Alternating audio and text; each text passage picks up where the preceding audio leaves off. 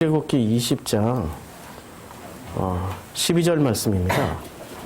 내 부모를 공경하라. 그리하면 내 하나님 여호와가 내게 준 땅에서 내 생명이 길리라. 여기 보면은 우리가 해결을 해야, 이 문장 안에서 해결을 해야 이해를 할 수 있는 몇 개의 해결을 해야 될 단어들이 있습니다. 첫째, 부모가 누구냐 하는 거죠. 이 부모가 육신의 부모냐 아니면 영의 부모냐. 그 다음에 공경하라고 그러는데 공경이 또 뭐죠? 어떻게 하는 게 공경하는 거죠? 그리고 내 부모를 공경하면 내 하나님 여호와가 내게 준 땅에서, 땅은 또 뭐냐 이거죠. 땅에서 생명이 길리라. 생명이 길다. 생명이 길게 된다. 길게 된다. 라는 게 도대체 무슨 의미인지를 이걸 알아야 이 구절이 이해가 되는 거죠. 굉장히 짧기 때문에 우리는 이건 너무 쉽다 이렇게 생각하지만 너무 쉽지 않아요. 어려워요. 십계명, 첫째 계명, 둘째 계명, 셋째 계명, 넷째 계명. 자, 넷째 계명이 뭐였죠? 예, 제가 읽었는지 안 읽었는지 확인하는 자리였어요. 안식일 준수하라는 거죠. 그런데 안식은 어떤 개념이었습니까?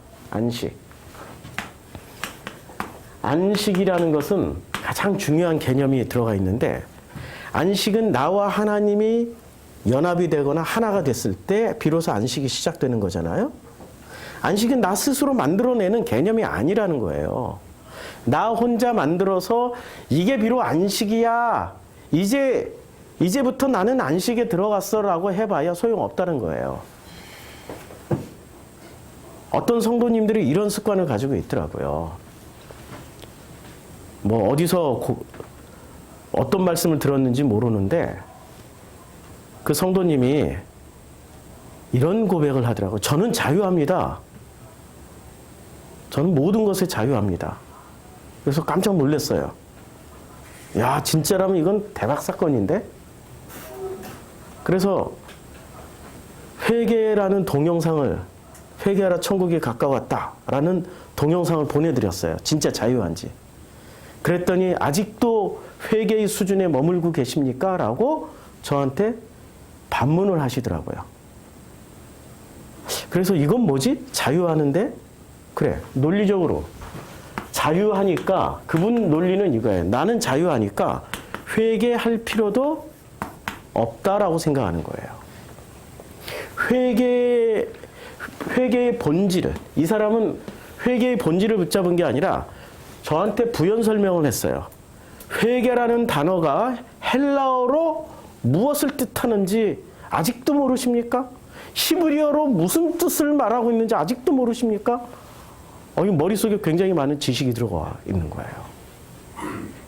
헬라어 히브리어에서 회개를 뭐라고 얘기했는지가 중요한 게 아니에요. 회개의 본질이 뭐냐가 더 중요한 거죠. 회개의 본질은 뭐죠? 회개의 본질은 내 자신을 들여다봐서 내 속에 있는 것들로 인하여서 간절해지는 게 회개예요. 간절해질 수 있는 그 마음 상태로 만들어지는 게 회개란 말입니다. 그 간절함이 있기 때문에 하나님을 만나는 거고, 그 간절함이 있기 때문에 생명을 구하는 거고, 그 간절함이 있기 때문에 나는 더 이상 안 되나 봐요 라고 무릎을 꿇을 수밖에 없는 거죠. 예수를 생각해 보세요. 예수님이 마지막 십자가 지기 직전에 겟세마네 동산에서 땀방울이 핏방울이 되도록 기도했습니다. 그 기도했던 자리에서 예수님 무엇을 발견했죠? 자기 뜻이라는 게 존재한다라는 것을 알게 되었습니다. 자기 뜻이 있는 한은 아버지와 하나가 되어서 그 아버지의 안식에 참여할 수 없음을 알게 되고 내려놓는 거예요, 그냥. 끝까지 예수가 자기 뜻을 가지고 나 십자가에서 안 죽을래요. 나 조금 더 있다가 내 명대로 다 살다 죽을래요. 이랬더라면은 예수님의 그 놀라우신 그 메시지가 우리들에게까지 전해졌냐 이거죠. 그 예수님의 그 마음이 우리들에게 전해졌냐 이거죠. 예수님이 그 하나님과의 안식으로 들어가는 그 놀라운 상황이 우리들에게 전해졌냐 이거죠. 아니었다는 겁니다. 그 자리를 우리는 가져야 된다는 거예요. 그러한 자리가 없으면 결코 안식으로 들어갈 수가 없습니다. 이 안식에 참여하기 위해서는 첫 번째 조건이 내 뜻대로 마옵시고 아버지의 뜻대로 하시옵소서입니다. 그런데 이 안식이라는 개념을 알기 위해서 우리는 십계명을 첫째, 둘째, 셋째, 넷째 계명까지 엄청 공부를 했어요. 그런데 제가 이렇게 설교를 하면은 제 설교를 지식으로 듣는 분들이 있어요. 지식으로 듣는 것은 백해무익합니다. 세상이 널리고 널린 게 다 지식이에요. 돈 버는 지식, 성공하는 지식, 출세하는 지식, 어떻게 건강을 잘 보존하는 지식. 이런 지식들을 따라가다 보면 이 땅에서 나는 잘 먹고 잘 살 수 있어요. 그런데 하나님과의 관계는 어떻게 되냐고요. 하나님과의 관계는 지식으로 만들어가는 것이 아니라 마음과 마음으로 이루어지는 겁니다.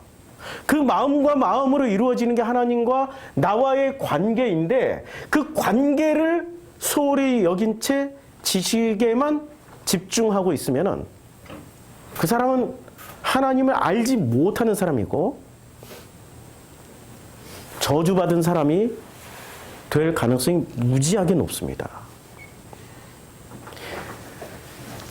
지식을 추구하는 사람들이 반드시 어떤 양식을 먹고 있습니까? 반드시 먹는 양식이 있어요. 어떤 양식을 먹죠? 지식을 추구하는 사람들은, 지식만을 탐하는 사람들은 반드시 먹게 되는 양식인데 그게 바로 선악, 지식, 열매를 먹게 됩니다. 그래서 지식을 추구하는 사람들은 그 속에서 나오는 행위가 반드시 선악, 지식, 열매를 먹고 아담과 하와가 했던 그 행동이 나오게 되어 있습니다. 선악 지식을 먹고 나서 하는 행동이 뭐였죠? 첫 번째, 하나님처럼 되는 거예요. 하나님처럼 되는 겁니다. 스스로들을 자신들을 하나님이라고 부르고 엘로힘이라고도 불러요. 실제로. 선악 지식, 지식을 추구하는 사람들이기 때문에 그렇습니다. 지식의 끝자락은 반드시 스스로가 하나님처럼 돼 있지만 그러나 진짜 하나님이 앞에 나타나면 나무 뒤에 숨어버려요. 자기네들이 만들어서 입었던 그 초라한 무화과 잎의 옷이 너무나도 초라하기 때문에 하나님 앞에 볼품이 없어서 숨어버리는 겁니다. 그들이 기껏 선악 지식을 먹고 만들어냈던 게 초라한 무화과 이파리로 엮은 그런 옷이었어요.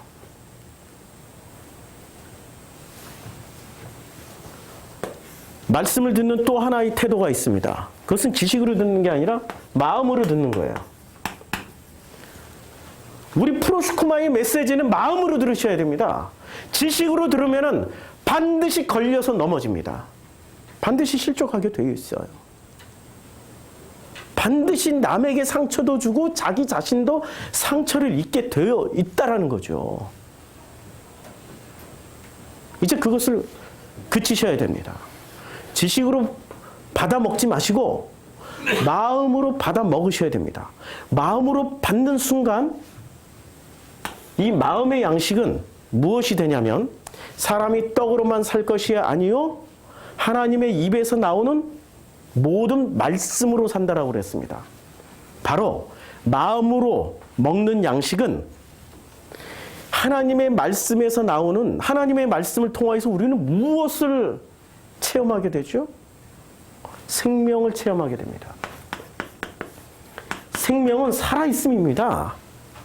살아있기 때문에 살아있는 것들은 정지하지 않고 변하게 되어 있습니다. 아기로 태어나서 이 아기가 성장하지 못하고 20살 때도 아기라면은 그 문제가 있는 거죠. 아기로 태어났으면 20살 때는 20살의 모습이 있어야 되고 30살 때는 30살의 모습이 있어야 되고 40, 50, 60에는 60의 모습으로 바뀌어 가야 되는 거죠. 그게 정상입니다. 생명은 놀랍도록 발전합니다. 변화하거나 발전하거나 혹은 퇴보하거나 이게 바로 생명의 특징입니다. 생명은 반드시 변하게 되어 있습니다. 변하지 않는 것은 생명이 아닙니다. 우리 머릿속에 들어온 지식은 변합니까? 이것이 바로 지식이 되면은 어떤 일이 벌어지죠? 지식이 우리 머릿속에 한번 들어오면은 어떤 일이 벌어집니까? 놀라운 일이 벌어집니다. 어떤 일이 벌어지냐면 이런 일이 벌어져요. 지식이 한번 들어오면은 자,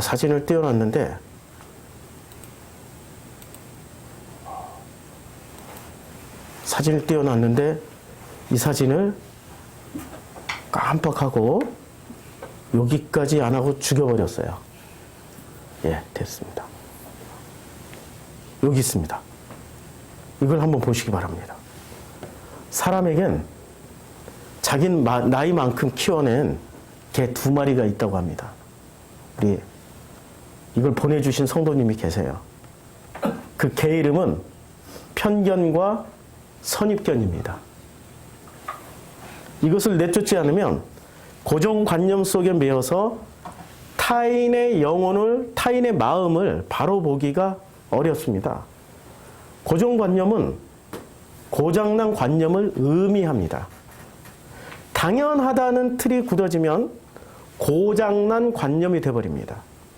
고정관념을 탈피하면 길이 열리고 보이지 않던 것들이 보이기 시작합니다. 그래서 우리가 제일 먼저 없애야 될 게 뭐가 있을까요? 고정관념을 없애야 되는 거죠. 이 고정관념이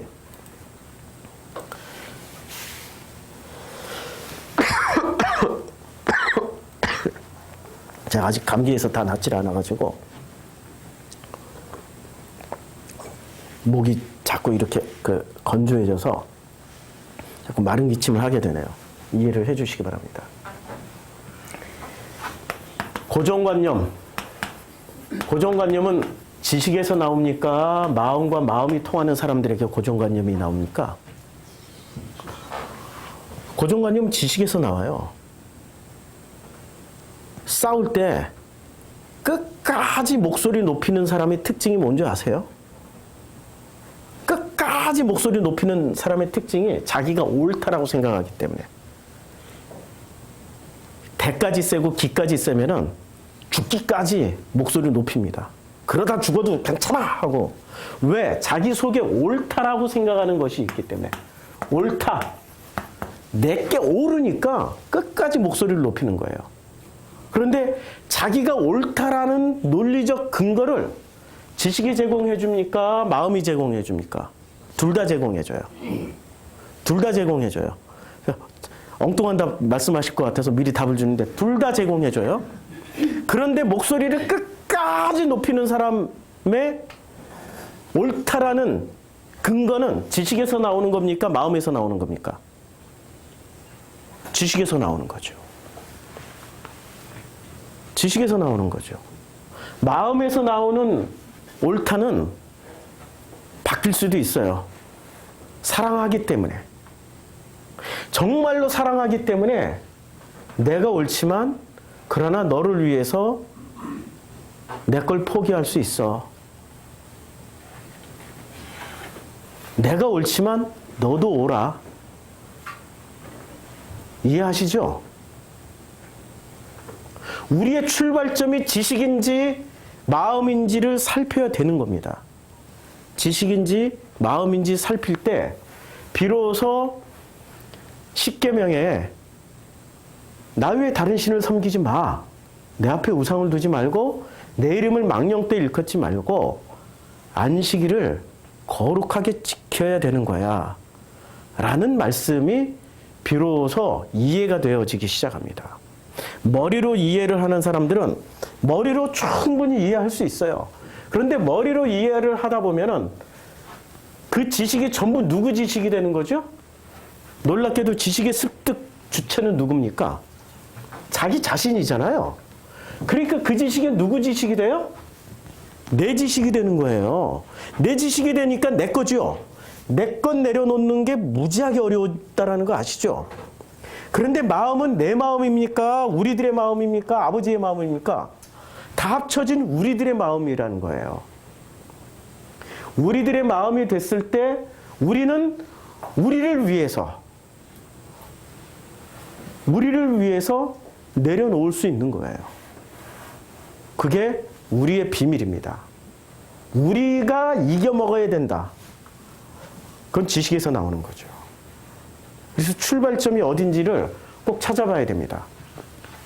내 부모를 공경하라 할 때 이제 부모가 누군지를 좀 찾아보자고요. 부모가 누군지를 찾는데 히브리인과 이스라엘이라는 단어를 우리가 좀 명확하게 알 필요가 있습니다. 히브리와 이스라엘이라는 단어를. 그래서 출애굽기 1장에 보면 이스라엘과 히브리라는 단어가 교차해서 나옵니다. 자, 1장 1절에 보면 야곱과 함께 각각 자기 가족을 데리고 애굽에 이른 이스라엘이라고 지금 표현하고 있습니다. 이스라엘의 아들들의 이름은 이러하니라 하고 아들들의 이름이 쭉 나옵니다. 쭉 나오는데 그 이스라엘을 자 12절에 보면 그러나 학대를 받을수록 더욱 번성하여 퍼져가니 누가요? 예, 애굽 사람이 이스라엘 자손으로 말미암아 근심하게 됩니다. 그래서 이스라엘 자손에게 일을 엄하게 시킵니다. 어려운 노동으로 그들의 생활을 괴롭게 만듭니다. 흙 이기기와 벽돌 굽기와 농사의 여러 가지 일을 시킵니다.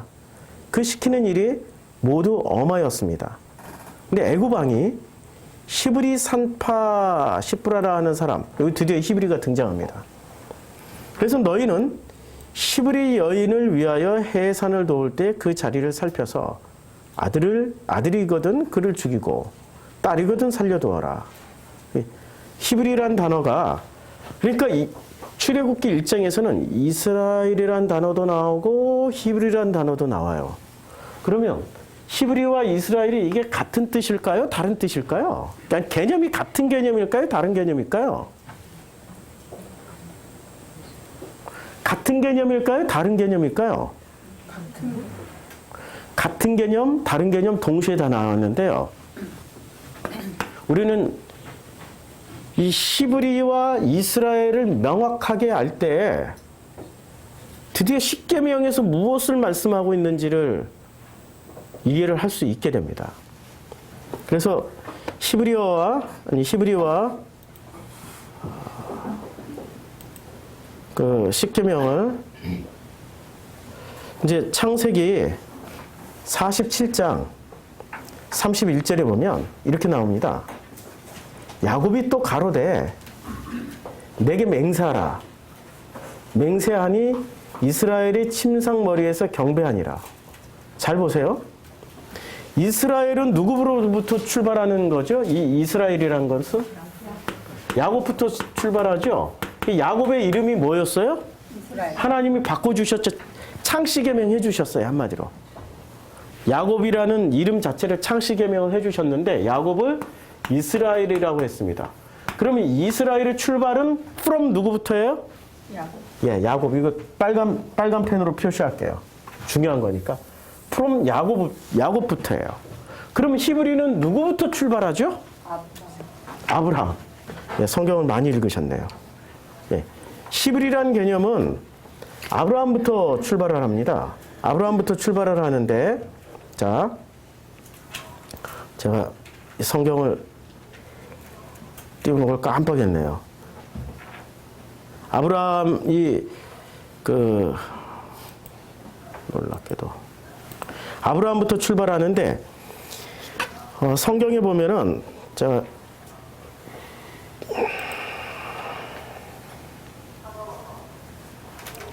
요 지금 읽은 자 이스라엘부터 계속하죠.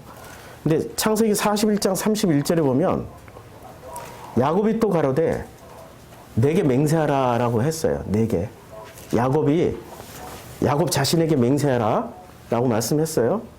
맹세를 하니까 이스라엘이 침상머리에서 경배를 해요. 지금 야곱이 잘 보세요. 야곱이 이스라엘이고 이스라엘이 야곱인데 여기서 지금 야곱과 이스라엘이 같은 인물로 보입니까? 다른 인물로 보입니까?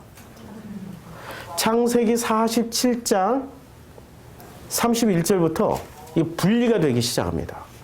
굉장히 중요한 내용인데 야곱과 이스라엘이 동일인이었다가 47장 3절부터는 여기 31절부터는 이게 살짝 분리가 됩니다.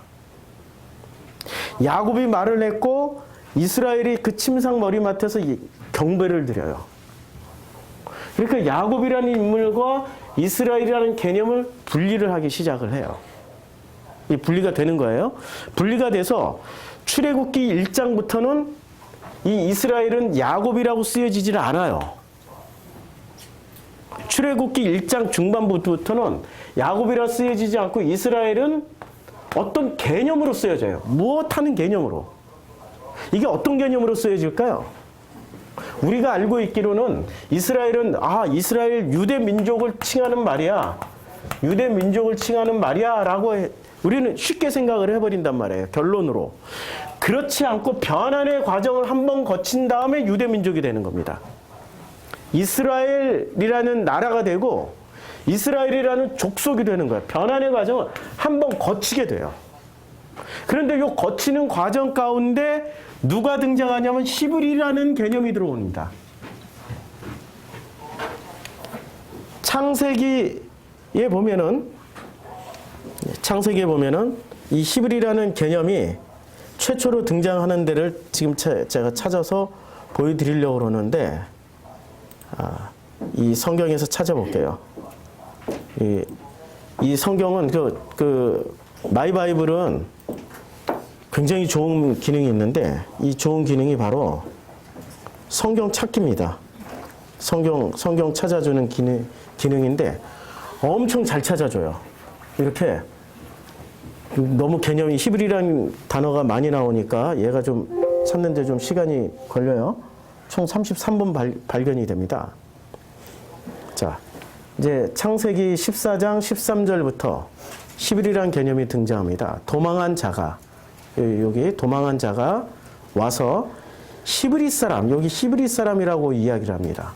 최초로 히브리라는 단어가 등장하는 게 창세기 14장 13절입니다. 히브리 사람 아브람에게 이야기를 합니다. 아브라함 이전에 아브라함에게 알리니 그때 아브라함이 아모리 족속 마므레 상술이 숲을 근처에 거주하였더라. 그러니까 아브라함에게 사람들이 뭐라고 불렀어요? 히브리 사람이라고 불렀어요. 히브리의 출발점은 누구부터? from 아브라함이 아닙니다. 아브라함입니다. 아브라함부터 출발을 합니다. 그리고 그 여인의 집 사람들을 불러서 그들에게 이르되 보라 주인이 히브리 사람을 우리에게 데려다가 우리를 희롱하게 하는도다. 여기 무슨 사건이죠? 요셉의 그 강간 사건. 누명 뒤집어 쓰는 사건이죠. 한마디로 말해서. 그러니까 이 히브리라는 개념이 최초로 한번 등장하고 두 번째 등장할 때는 이 히브리라는 개념이 좋은 의미로 쓰여집니까? 안 좋은 의미로 쓰여집니까? 안 좋은 의미. 이 이미지가 별로 좋지 않아요. 히브리라는 개념이 이미지가 좋지 않아요. 범죄자를 말할 때 지금 히브리라고 말을 하고 있죠. 저놈이 범죄를 저질렀어. 누명을 뒤집어 씌운다, 억울한다 할지라도 범죄자로 말할 때 그 누명을 뒤집어 씌우는 개념으로 쓰여졌습니다. 이 말로 그에게 말하되 이르되 당신이 우리에게 데려온 히브리 종이 나를 희롱하려고. 이렇게 안 좋을 때 쓰여지는 그 개념이 히브리라는 개념입니다. 그리고 창세기 41장 12절에 그것의 친위대장의 종된 히브리 청년이. 그러니까 히브리는 주로 어떨 때 쓰여지죠? 종된 사람들. 이거는 그 신명기 15장 12절에 보면 내 동족 히브리 남자나 히브리 여자가 내게 팔렸다 하자. 이게 무슨 얘기예요? 같은 동족인데, 히브리는 이스라엘과 같은 동족인데 지금 이스라엘에 뭐가 되어 있어요?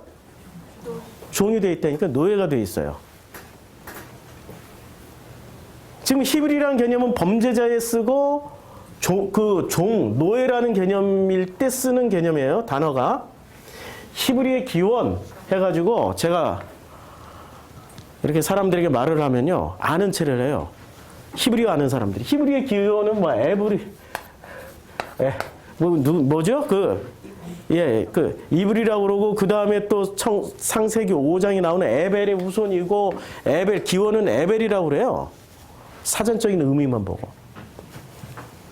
이래서 원어 성경하는데 함정이 있는 거예요. 뛰어넘질 못해요. 성서 신학으로 봐야 되는데 문자로만 봐요. 그게 문자 근본주의자들이 돼서 세대주의하고 별 차이가 없어지는 거예요. 세대주의가 문자 근본주의자들 아닙니까? 문자를 신봉하는. 성경은 이렇게 풍부하게 엄청난 개념들을 쉽게 볼 수 있게 다 만들어 놨는데, 히브리는 어떤 개념으로 쓰여진다고요? 히브리는 철저하게 종이나 범죄자들의 개념, 혹은 이방인. 아까 아브라함이 히브리의 최초 개념인데, 수메르에서 갈대 우르에서 가나안 땅에 들어갔기 때문에 아브라함을 뭐라고 불렀어요? 아브라함이 히브리의 시초예요. 이방인이거나. 그러니까 히브리라는 개념은 이방인이거나 범죄자거나 종들이라는 개념이에요. 그럼 이스라엘은 어떤 개념으로 쓰여졌을까요? 이스라엘은 하나님이 직접 주신 이름이에요. 직접 주신 이름이고, 그리고 그 직접 주신 그 개념은 나의 양자라는 뜻, 혹은 나의 친자라는 뜻도 가지고 있는 거예요. 자, 히브리도 결국에는 아브라함이 히브리였고, 아브라함의 후손이 야곱이 됐어요. 그럼 히브리에서 뭐로 바뀐 거예요? 이스라엘로 바뀐 거예요. 이거 굉장히 중요한 개념이에요. 자, 그래서 출애굽기 1장을 읽을 때 이 개념을 머릿속에 놓고 읽으면 쉽게 이해가 돼요.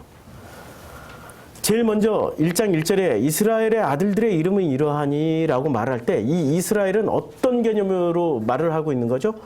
정통족보라는 개념으로 말을 하고 있어요. 이스라엘은 정통족보. 정통족보예요. 무엇의 정통족보죠? 아브라함, 이삭, 야곱의 정통 후손들이란 뜻이에요. 그래서 족보의 1장 2절부터 르벤, 시므온, 레위, 유다, 이사갈, 스불론, 베냐민, 단, 납달리, 갓과 아셀, 야곱의 허리에서 나온 사람이 모두 70이요라고 이야기를 하고, 요셉은 애굽에 있었더라라고 말씀을 하고 있습니다. 그런데 이스라엘 자손은 생육하고 불어나 번성하고 매우 강하여 온 땅에 가득하게 되었어요. 자, 이스라엘 사람들이 불어났다라고 얘기하고, 히브리는 이때 언급을 했어요, 안 했어요? 지금 7절까지 히브리는 언급이 나오지도 않아요. 그럼 이스라엘이 생육하고 불어나서 번성을 했다라는 것은 무슨 의미인지 아세요?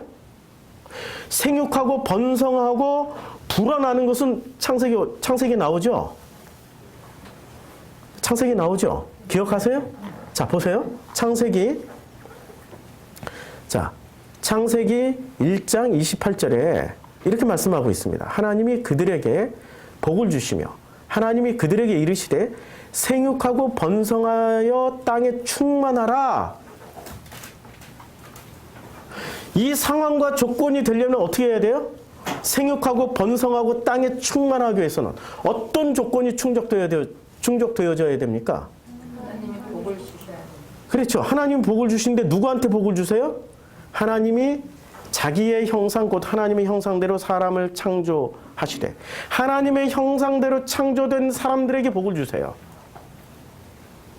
하나님이 이르시되 1장 26절에 하나님이 이르시되 우리의 형상을 따라 우리의 모양대로 우리가 사람을 만들고 그들로 바다의 물고기 하늘의 새와 가축과 온 땅과 땅에 기는 모든 것을 다스리게 하자 하시고 그러니까 이것을 생육하고 번성하고 땅에 충만하게 되는 조건이 뭐였습니까? 하나님의 형상을 회복한 사람들. 하나님의 형상으로 창조된 사람들에게는 이 조건이 충족이 되는 거예요. 그러면 출애굽기 1장 7절에서 이스라엘 자손은 생육하고 불어나 번성하고 매우 강하여 온 땅에 강하게 되었다라고 말씀하실 때 이스라엘은 어떤 공동체였어요? 하나님의 형상을 회복한 공동체예요. 그래서 이 하나님의 형상을 회복했기 때문에 애굽 땅 전체에 생육하고 불어나고 번성하고 매우 강하게 되어서 가득하게 됐습니다. 이럴 때 위협을 느끼는 사람들은 어떤 사람들이 위협을 느낍니까? 하나님의 형상을 회복한 사람들이 마구마구 번성하고 마구마구 땅에서 늘어나고 강력한 힘을 가질 때 누가 제일 불안해요? 누가 제일 불안한 사람들이 됩니까? 회장님들이 제일 불안해지죠. 회장님들이 제일 불안해질 거 아니에요. 진리를 알고 복음을 알게 되는 사람들이 마구마구 불안하면 회장님들이 사기를 쳐먹을 수가 없어요. 종교가 사기를 쳐먹을 수가 없어요.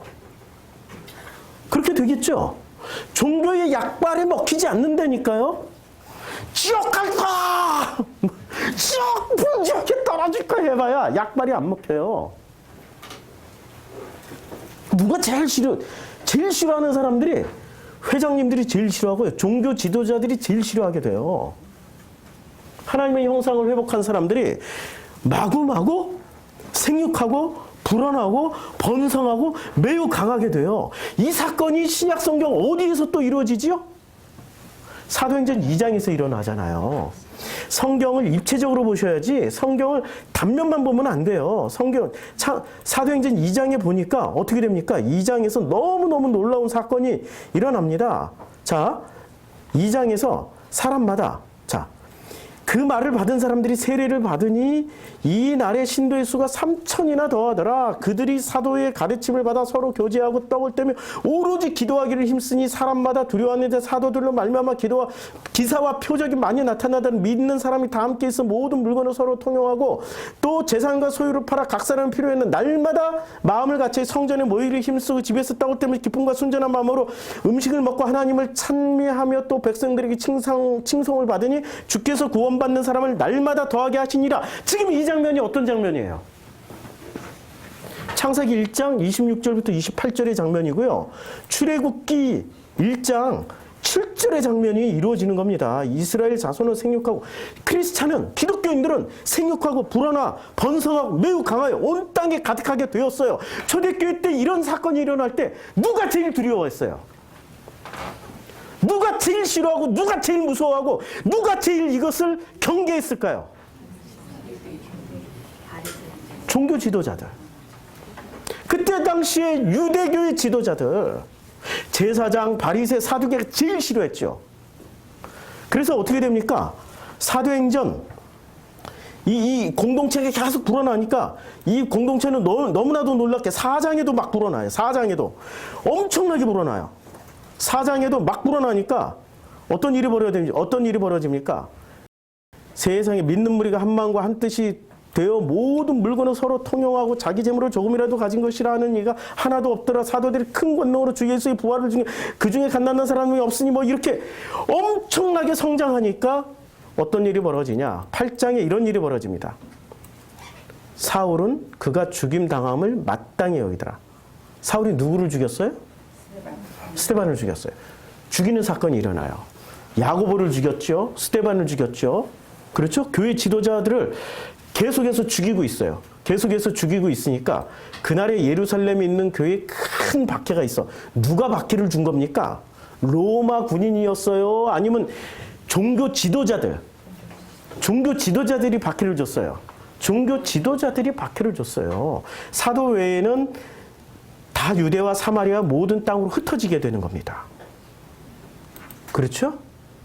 그러면 1장 7절에 이스라엘의 자손은 생육하고 불어나 번성하고 매우 강하여 온 땅에 가득하게 될 때 제일 두려웠던 사람이 누구였을까요?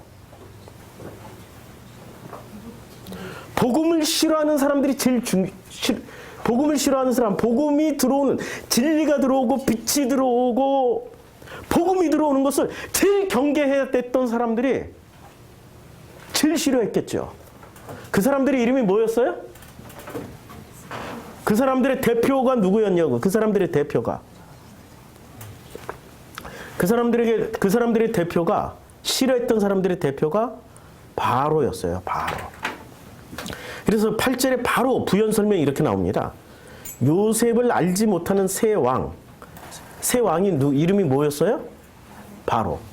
바로는 우리가 바로라는 이름을 바로 지금 1장 8절 출애굽기 1장 8절 이전에도 바로는 이름이 뭐였어요? 바로. 이후에도 바로는 바로였어요. 이전에도 바로, 이후에도 바로. 그런데 1장 8절 이전에는 바로의 내용물은 뭐였어요? 하나님을 제대로 알았던 거예요. 그런데 1장 8절 이후에 바로의 내용물은 뭐였어요? 복음을 모르고 진리를 모르고 빛이 들어오는 것을 극도로 싫어하는 바로가 돼버린 거예요. 그렇죠? 그러니까 1장 8절에 쓰여진 의도가 그거 아니에요. 1장 8절이 쓰여진 의도가 이전에 바로는 하나님을 알았어요. 그러니까 요셉을 국무총리에 세워놓고 이스라엘의 자손 70명을 할렐루야 하면서 받아들이고 그들에게 제일 좋은 땅 람셋을 줬어요. 그렇죠? 그런데도 불구하고 요 바로가 1장 8절에서는 슬쩍 바뀌어요. 하나님을 모르는 바로로 바뀌어버립니다. 하나님을 알지 못하는 바로로 바뀌어버려요. 그러면 우리가 그 다음 상황은 예상이 되죠. 어떤 상황이 연출될까요? 사도행전에서 나왔던 내용 그대로 박해를 하거나 죽이거나 쫓아버리거나 아니면 세력을 약화시키는 어떤 작업을 할 거 아닙니까? 그렇죠? 어떤 작업을 할까요? 그 작업이 이런 거죠. 그가 그 백성에게 이르되 이 백성 이스라엘 자손이 우리보다 많고 강하도다. 야, 우리보다 많고 강하도다라는 얘기는 무슨 얘기예요? 이스라엘 사람들이 숫자가 엄청 많아졌다는 얘기예요? 아니면 이 복음과 진리와 빛 안으로 들어온 사람들이 엄청 많아졌다는 얘기예요? 그렇죠. 이것을 그냥 민족 개념으로만 이해를 하면은 놓치는 게 너무 많습니다. 문자 그대로 보면 안 돼요. 지금 상황과 맥락 속에서 보자고요. 하나님의 형상을 회복한 사람들이 하나님의 형상이 아닌 사람보다 엄청 많아지고 있는 거예요. 그랬더니 문제는 하나님의 형상이 아닌 후기 바로가 하나님을 몰랐던 바로는 뭐를 가지고 있었어요? 세속 권력을 가지고 있었어요. 세속 권력. 군대를 가지고 있었고 종교라는 권력을 가지고 있었던 사람이에요. 바로는 황제이자 신이란 말이에요. 세속 권력을 가지고 있었던 이 바로가 세속 권력을 쓰기 시작합니다. 어떻게 쓰기 시작할까요? 10절. 자, 여기도 우리랑 똑같이 써요. 지식들도 세속들도 세상 것들도 우리라고 써요. 우리가 그들에게 대하여 지혜롭게 하자. 이 지혜라는 게 뭐를 쓰겠다는 얘기예요? 지혜예요? 지식이에요? 선악 지식을 쓰겠다는 얘기예요. 지혜롭게 하자. 두렵건대 그들이 복음을 깨달은 그들이 진리 안에 들어간 그들이 빛과 소금으로 살고 있는 그들이 더 많게 되면 전쟁이 일어날 때 우리 대적과 합하여 우리와 싸우고 이 땅에서 나갈까 하노라. 전쟁이 언제 일어납니까? 계시록에서 전쟁이 일어난단 말이에요. 계시록에서 깨어난 자들과 빛과 진리 안에 복음을 받은 하나님의 형상돼 이 새 속에서 아직도 바로와 같이 종교 안에서 아둥바둥 살아가고 있는 그 사람들의 싸움이 계시록에 다 나오잖아요. 지금 출애굽기 1장 10절이 바로 그 장면이에요. 계시록을 한 줄로 그냥 압축시켜 놔버렸어요. 그들에게 무엇을 세워요? 감독들을 세워요. 그 감독들을 그들 위에 세우고 그들에게 무거운 짐을 지워 괴롭게 하여 그들에게 바로를 위하여 국고성 비돔과 라암셋을 건축하게 하라. 자, 국고성을 짓는데 비돔과 라암셋을 제가 고센 땅에 머물렀죠? 아까 라암셋이라고 잘못 얘기했네. 유대인들이 이스라엘 사람들이 정착한 게 고센 땅이었네. 아까 어느 분이 고센 땅이라고 정정을 해주셨는데 성경을 많이 읽으신 분, 예, 축복합니다. 제가 가끔 이렇게 생각은 이렇게 하는데 이 말이 잘못 나올 때 그때 교정해 주셔야 돼요. 그저 하나도 안 쪽팔려요. 하나도 안 창피해요. 원래 그런 인간이기 때문에. 네. 국고성에는 뭐를 쌓아둘까요? 국고성에는 곡식 같은 거 있어. 곡식을 쌓아둬요. 이때 이 이집트에서 최고로 많이 나오는 가장 비싼 원자재가 뭐냐면 곡식이에요. 이거는 요셉 때 이미 증명을 했어요. 7년 풍년 때 국고성을 엄청 쌓아가지고 7년 흉년 때 모든 사람들을 뭐로 만들었어요? 예, 노예로 만들어버렸어요. 몽땅 다 사버렸어요. 몽땅 다. 땅도 사고 재산도 사고 집도 사고 다 사버렸어요. 그렇죠? 그러니까 이 국고성에는 곡식이 들어가 있는데 이 곡식을 다른 말로 하면은 양식이 되는 거죠. 국고성을 짓는 이유가 뭐예요? 양식을 먹이기 위해서. 누구의 양식을 먹이기 위해서? 바로의 양식을 먹이기 위해서. 자, 이제부터 전부 다 이스라엘이 강대해지고 번성하고 충만해지기 시작했는데 놀랍게도 이 바로가 작전을 펴니다. 제일 먼저 뭐부터 바꿔요? 양식부터 바꿔. 양식부터 바꾼다니까 종교는 뭐부터 바꿔요? 양식부터 바꿔. 똑같은 성경을 보는데 어떤 사람은 생명의 양식으로 먹여줘요. 저희 프로슈크마이 교회처럼. 근데 어떤 사람들은 지식으로 먹여줘. 요즘은 그나마 지식도 안 먹여줘. 아시죠? 지식도 안 먹여줘. 무슨 약장사 같아. 이상한 거 먹여요. 그게 문제라는 거예요. 양식부터 바꿔버려요.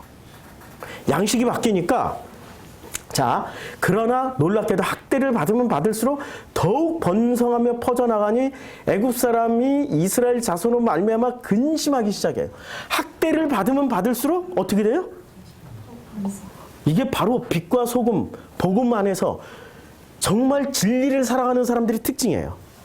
로마를 무너뜨린 게 누가 무너뜨렸습니까? 로마를 점령해버린 게 게르만이 무너뜨리고 그 위에 무슨 고투족이 무너뜨리고 그랬단 말이에요? 그런 사람들이 무너뜨렸을까요? 아니에요.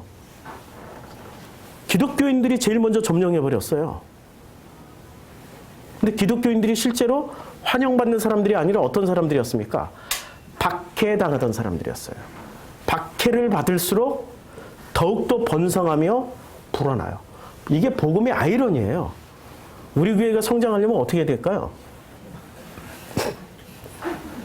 근데 그런 내성이 있습니까? 아니, 그 정도의 내성이 있어야 되는 거죠. 그 정도의 내성이 없이 어떻게 그것을 이겨내려고, 어떻게 그것을 견뎌내려고 생각하고 있습니까? 자, 우리 어떤 성도님이 저한테 이렇게 문자를 보내주셨어요. 이런 문자를. 목사님, 바람이 불지 않을 때 나는 내가 어떤 상태인지, 내 속에 무엇이 있는지 잘 알지도 못하고, 또 믿음을 알았다고, 믿음이 있다고 착각합니다. 흔들어야 가라앉아 있던 찌꺼기들이 위로 솟구쳐서 비로소 내가 누군지 알게 됩니다. 믿음도 회개도 내가 만들 수도 없습니다. 이걸 언제 확인한다는 말씀이에요? 언제? 바람이 불어 흔들리고 뒤틀리고 뒤집어질 때, 그 찌꺼기가 일어날 때 내가 누군지 알게 되고 회개도 하게 되고 내가 믿음 없음이 폭로되어서 하나님 앞에 무릎을 꿇게 된다는 말씀이에요. 얼마나 귀한 고백입니까? 복음과 진리 안에 들어간 사람들은 하나님이 이런 학대를 활용을 하세요. 그래서 이스라엘이 어떻게 됩니까? 이스라엘에 이 하나님의 형상이 깨어난 사람들이 이제 양면 공격을 받는 거예요. 양식이라는 것으로 가짜 양식을 먹게 돼요. 그러면서 또 한편으로는 가짜 양식을 주잖아요. 얼마나 은혜를 베풀어요, 바로가 은혜를 베푸는데 또 한편으로는 어떻게 해요? 학대를 해요. 이러니까 흔들리며 자기가 나는 자유인이야. 회개는 아직도 그 수준에 머물러 있나요? 라고 생각했던 사람들은 어디로 가요? 흔들리고 이 또 맛있는 양식들이 들어오니까 이 맛있는 양식은 끝까지 광야에 나간 사람들이 어떻게 해요? 그리워하잖아요. 그때 마늘도 먹고 파도 먹고 부추도 먹고 고기도 먹고 맛있는 걸 먹었다라고 끝까지 광야에 나가서도 그들은 그것을 찾고 있단 말이에요. 이렇게 흔들리니까 어떻게 해요? 흔들리는 사람들이 있다라는 거죠. 존재하기 시작하는 거예요. 그래서 1장 13절 신나가지고 바로가 이스라엘 자손에게 일을 아주 굉장히 엄하게 시킵니다. 어려운 노동으로 그들의 생활을 괴롭게 하니 곧 흙 이기기와 벽돌 굽기와 농사의 여러 가지 일을 시킵니다. 왜 하필 여기서 흙 이기기, 벽돌 굽기, 농사 이 세 가지가 왜 나왔을까요? 이 성경에 다 근거 있는 얘기예요. 창세기에서 흙을 가지고 뭐를 만들었어요? 흙을 이겨서? 하나님이 흙을 일겨서 뭐를 만들었어요? 사람도 만들었지만 뭐도 만들었어요? 짐승 만드는 겁니다. 하나님의 형상을 다시 그들을 물로 녹여서 뭐를 해요? 짐승 만드는 거죠. 벽돌을 왜 굽죠? 대표적으로 이 벽돌을 구웠던 사건, 창세기 11장 3절에 나오잖아요. 벽돌을 구워서 바벨탑을 쌓기 위해서. 너희들이 바로 신이야. 너희들이 하고자 하면 무엇이든지 할 수 있어. 그러니까 흙인 이 사람들의 마음을 뭐로 흔들어 버렸어요? 성공 메시지, 축복 메시지, 너희들이 하나님이야! 이런 메시지로 흔들어 버린 거예요, 지금. 그 벽돌 굽기가. 농사는 왜 지어야 되죠? 농사가 싸대거든요? 싸대는 창세기 2장부터 나와요. 창세기 2장부터 이 싸대가 나오는데 정원을 말할 때 들판이라고 말할 때 이게 다 싸대란 말이에요. 그러니까 싸대라는 말은 농사라고 번역할 게 아니라 밭을 갈다라고 번역하는 게 더 정확한 번역이에요. 밭을 갈아요. 사람이라는 존재를 다시 갈아 엎어가지고 뭐로 만들어요? 벽돌 굽는 사람으로 만들어버리는 거예요. 스스로 하나님 되게 만들어요. 그러니까 아까 처음에 제가 뭐라고 말씀드렸습니까? 사람이 출발점이 두 개가 있다고 그랬죠? 첫 번째는 뭐였어요? 첫 번째는 지식. 그 다음에 두 번째는 마음. 지식으로 가면은 어디로 가요? 지식을 추구하는 사람들은 무슨 양식을 먹는다고 그랬어요? 선악 지식의 양식을 먹죠. 마음을 추구하는 사람들은 마음의 양식을 뭐로 먹어요? 생명의 양식으로 먹는 거예요. 자, 지식은 반드시 선악 지식이라는 양식을 먹게 되어 있습니다. 이 양식을 먹고 뭐가 돼요? 스스로 하나님처럼 돼요. 스스로 하나님처럼. 이게 바로 광명의 천사란 말이에요. 하나님처럼 되어 있기 때문에 하나님은 아닌 거죠. 그러니까 천사처럼 보여요. 광명의 천사처럼. 마음의 양식은, 자, 이 마음의 양식은 선악지식 양식이 아니라 어디서 나오는 열매를 먹어요? 생명, 나무, 열매를 먹게 돼요. 이 열매를 먹게 되는 사람은 하나님처럼 되는 게 아니라 뭐가 되죠? 내 뜻 내려놓고 아버지의 뜻대로 하시옵소서, 해서 뭐로 들어가? 안식으로 들어가는 거예요. 자, 지금 출애굽기 1장 14절에 그 시키는 일이 모두 엄하였더라. 엄하게 시키는 거예요. 이제 이 과정을 아시겠죠? 엄청난 공작과 노력과 엄청난 투자를 해서 사람들을 이렇게 만들어 가요. 요때 등장하는 사람들이 생기기 시작합니다. 요때부터 히브리가 등장합니다.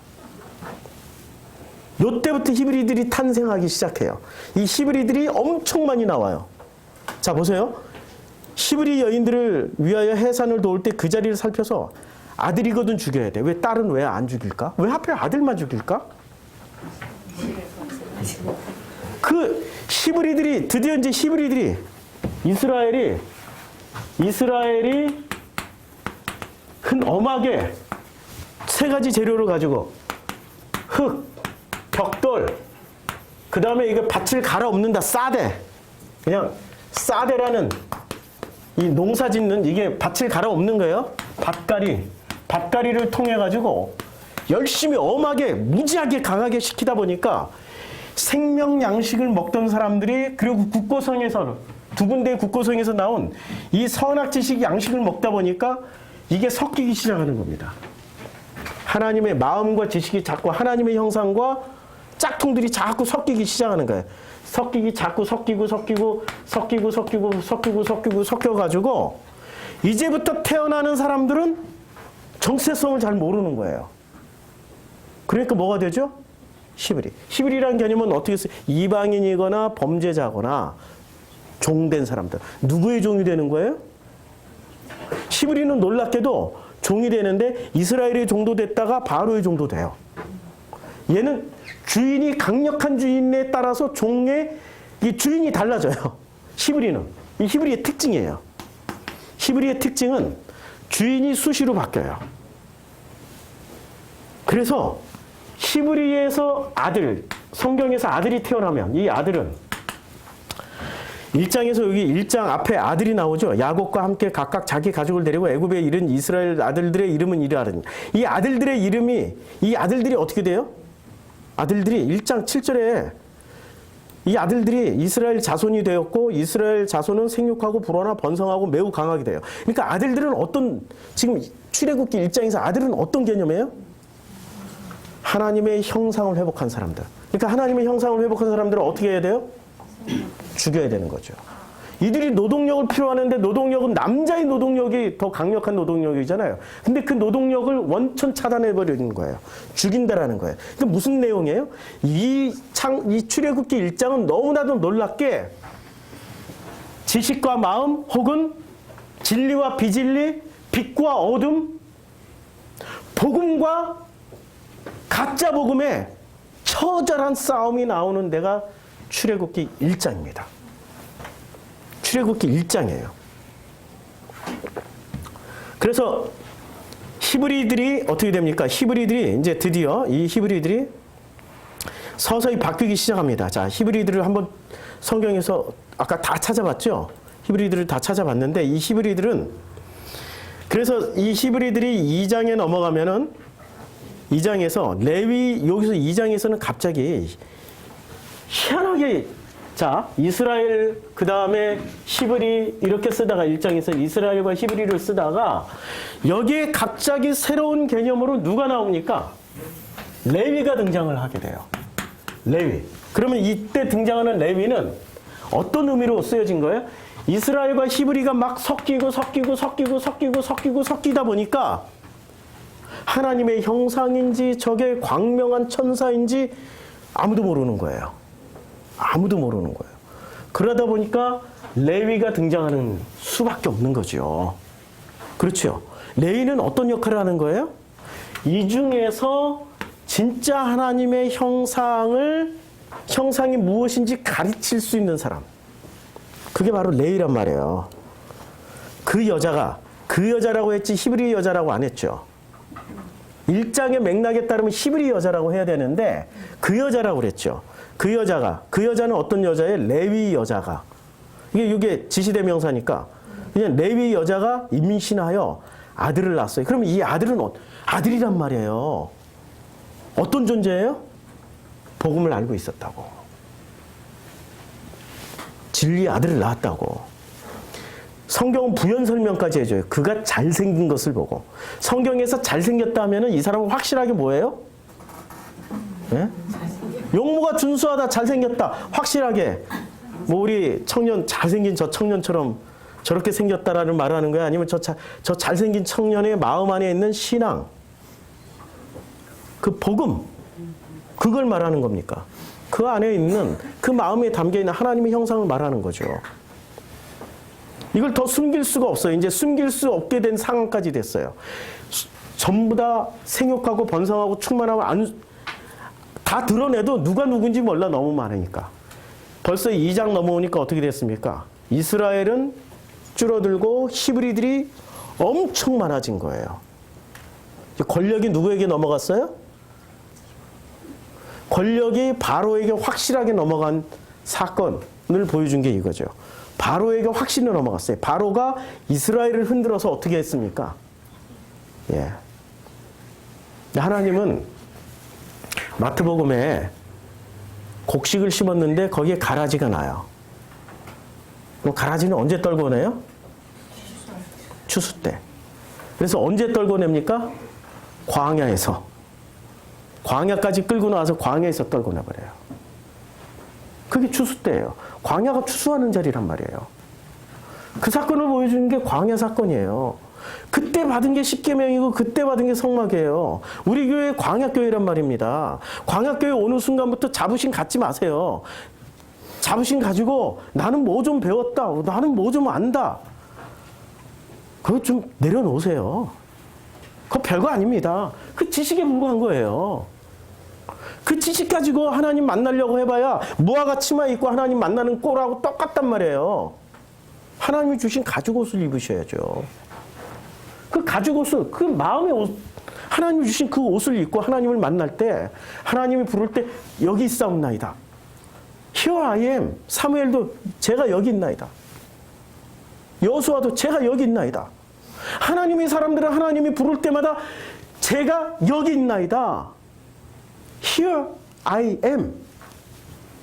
이렇게 대답을 하죠. 그런데 지식의 사람들은 하나님 부르면 나무 뒤로 숨어요. 엄청난 차이가 있는 거죠.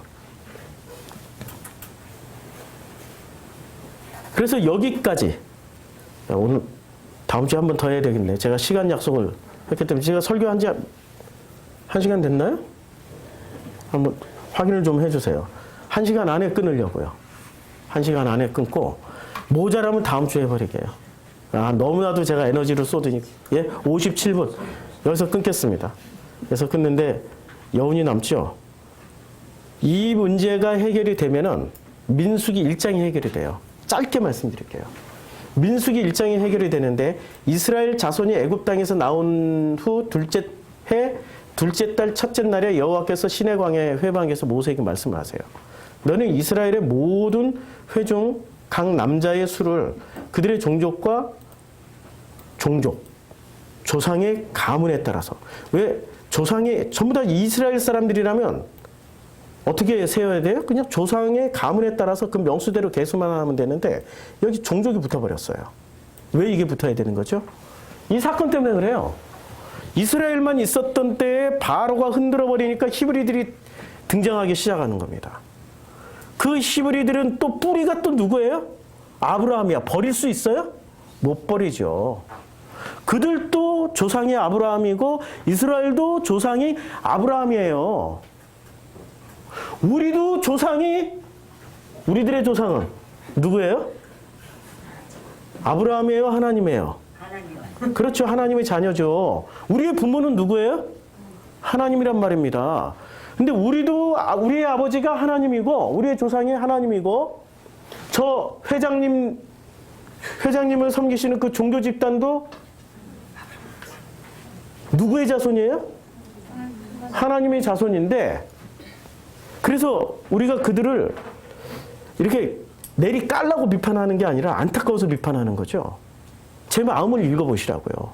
안타까워서 비판하는, 나오라고 좀, 제발 좀 나오라고. 엑소도스 하라고, 출애굽하라고.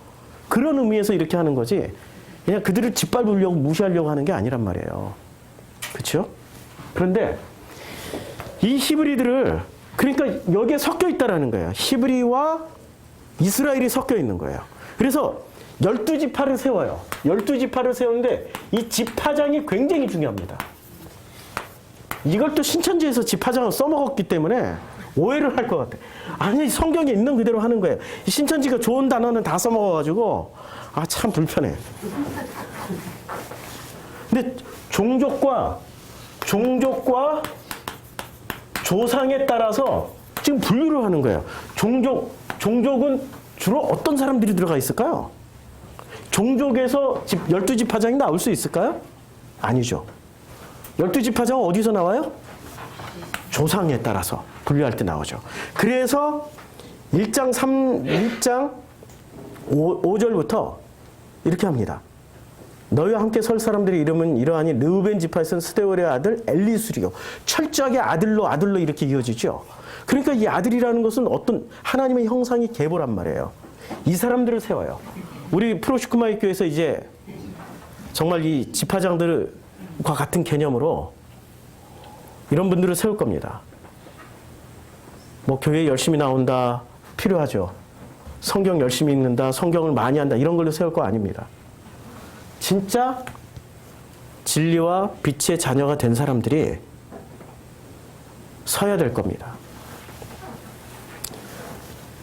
이렇게 쭉 그 계수를 해요. 계수를 하는데 놀랍게도 1장에 보면은 이제 계수를 해서 다 이제 계수를 해. 유다의 가문에서 74,600명이 나와. 제일 숫자가 많아요. 2장에서 바로 설명이 들어갑니다. 그런데 놀랍게도 이 레위 지파는 계수를 합니까? 레위 지파는 자 그러나 레위인들은 그들의 조상의 지파대로 그 계수에 들지 않아요.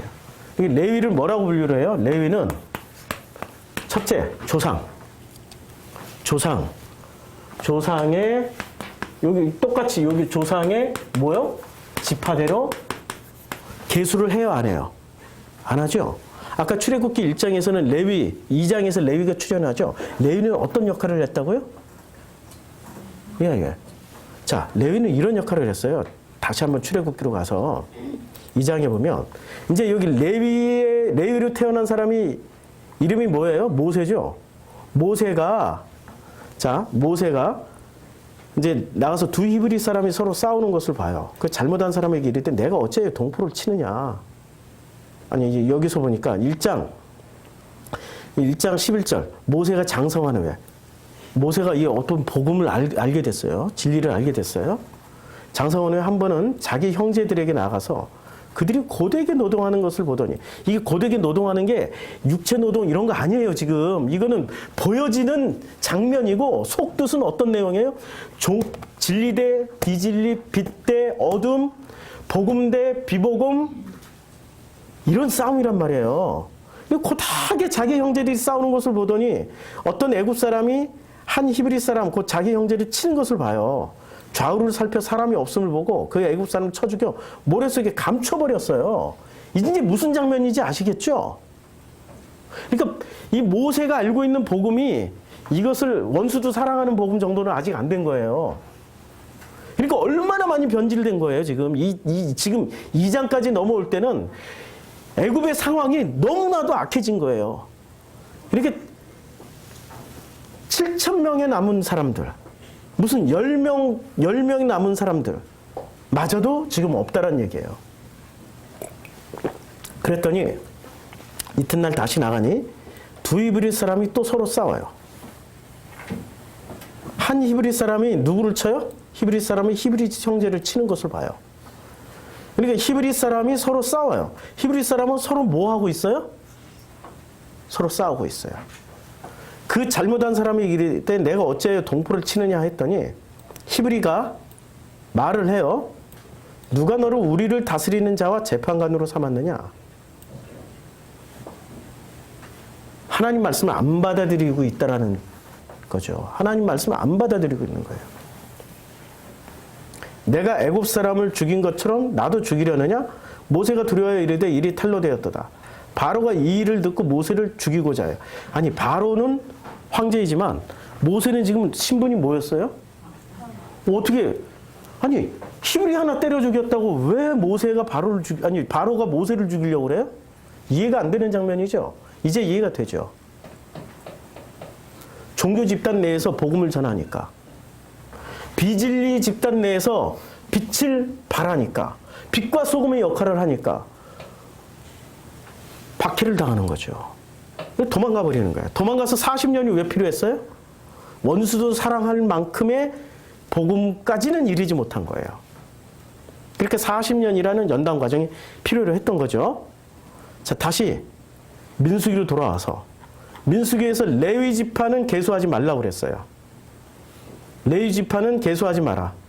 근데 왜 레위 지파는 계수할 필요가 없는 거예요, 레위는. 조상과 집. 그런데 이 레위 지파는 계수를 할 필요가 없지만 그러나 끊임없이 뭐를 해야 돼요? 교정을 봐야 돼, 교정. 어느 정도는 알고 있지만 100% 알지는 못한단 말이에요. 지금 이게 둘째 해, 둘째 딸이 있기 전에 어떤 사건이 있었습니까? 중요한 사건이 있었어요, 광야에서. 아주 중요한 사건. 무슨 사건이 있었죠? 가데스 바냐 사건이 있었어요. 가데스 바냐에서 무슨 일이 있었습니까? 정탐꾼을 보냈죠.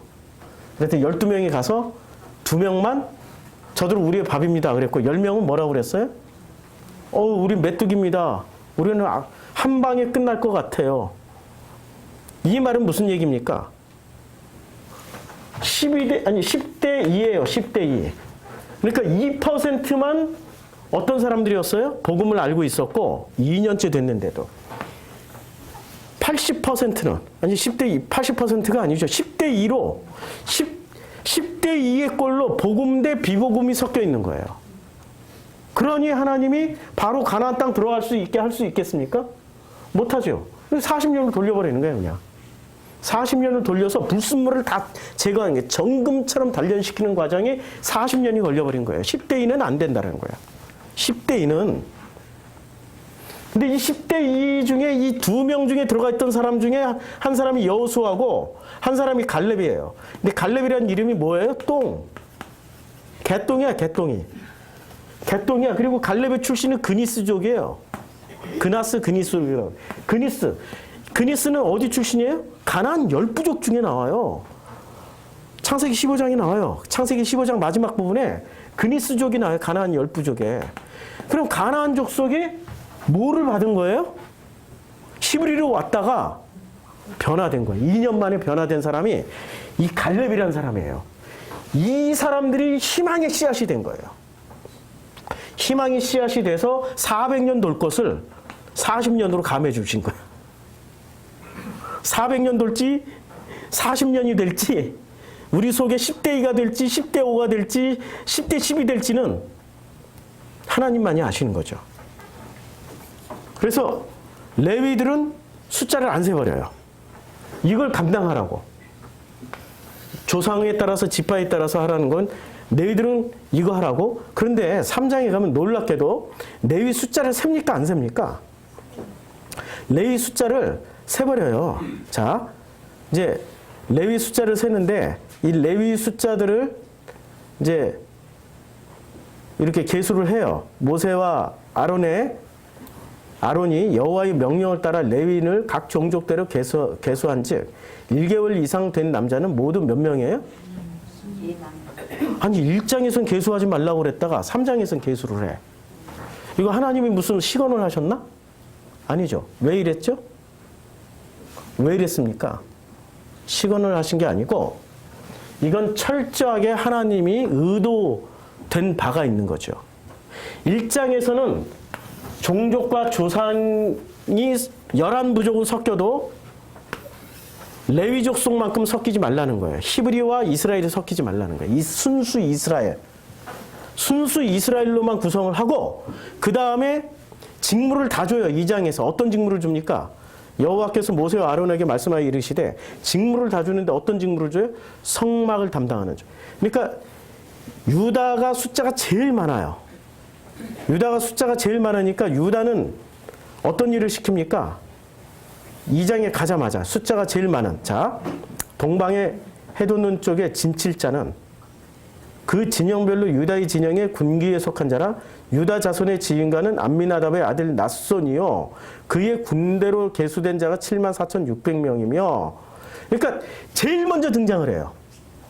레위, 시므온 르벤, 시므온, 레위 이런 순서로 등장하는 게 아니고 이때부터 등장하는 숫자가 제일 먼저 2장에서는 순서가 다 바뀌어버려요.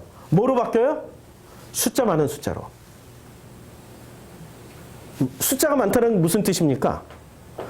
저 유다 지파로 갈래요. 저 스불론 지파로 갈래요. 저 납달리 지파로 갈래요. 한다고 다 세워주는 건가요? 아니에요. 이 지파장들을 어떻게 했어요?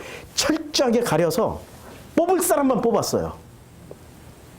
그래서 유다 지파 내에서 누가 와요? 유다의 혈통으로 예수가 오죠. 그런데 마리아는 혈통이 레위예요. 이게 해결이 되는 거야. 히브리와 이스라엘의 해결이 되어버리는 거예요. 이스라엘의 뿌리는 레위에 가 있고 히브리의 뿌리는 유다가 받아버린 거예요. 이제 예수가 왜 족보가 두 개인지 아시겠어요? 예수는 유다 이족보에도 속해 있지만 마리아를 따르면 레위에도 속해 있어요. 그런데 성령으로 잉태를 했어요. 아버지 씨를 안 받았어요. 엄밀하게 따지면 누구의 족보예요? 예, 레위 족보예요. 레위 족보에 육신으로 섞이지를 않았으니까. 민수기를 봐야 예수가 보여요. 아니 출애굽기를 봐야 예수가 보여요. 이 예수가 와서 아버지를 누구라고 말씀했습니까? 아버지를 누구라고 말씀했어요? 하나님이 우리의 아버지라고 아빠, 아버지, 아버지라고 불렀어요. 바울이 그걸 알아들었어요. 그래서 로마서 8장에 이렇게 말씀하고 있죠. 너희는 이제 무서워하는 종의 영을 종의 영. 종이 누구였어요? 히브리. 히브리의 영을 받지 않고 누구의 영을 받았어요? 양자의 영을 받았으니까 히브리도 양자가 되고 이스라엘은 친자가 되고 이제 나중에 그렇게 발전을 하는데 오늘은 시간이 없어서 양자의 영을 받았기 때문에 이제는 하나님을 뭐라고 불러요? 아버지라. 그럼 내 부모를 공경하라고 할 때 누구를 공경해야 돼요? 할렐루야. 할렐루야.